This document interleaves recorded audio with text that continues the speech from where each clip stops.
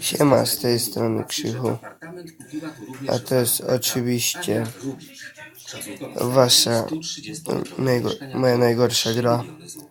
Catghost Fishing. Nowy update przyszedł. Mam to na komputerze. Jest nowy update. Wszystko nowe. Jezu. Tutaj wszystko nowe.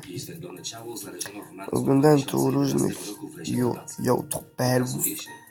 Mam tu starą wędkę, nie wiem, bo dopiero co zacząłem, ale dalej mi te małe rybki.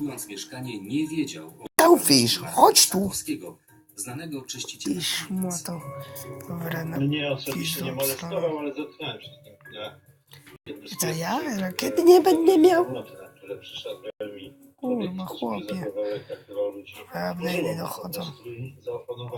W publicznych dyskusjach o złodziejskiej reprywatyzacji gugały oburza jednak co innego. Wspominanie o politycznej odpowiedzialności Queenfish! za tę aferę. Queen?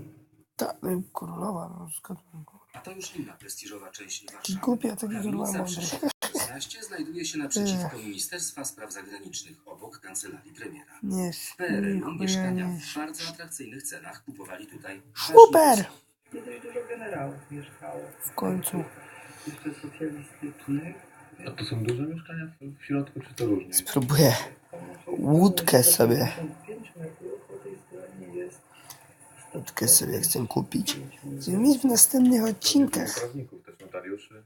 No i jest na pewno Ciekawe, czy mała bym dał radę. Wypierdalaj. sporo biur. Hybcia! Hybciu, kurwa.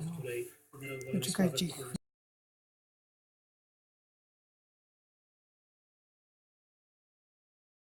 Za 10 koła. To jest przyjęcia korzyści majątkowej na kwotę końcu. przekraczającą 40 milionów złotych.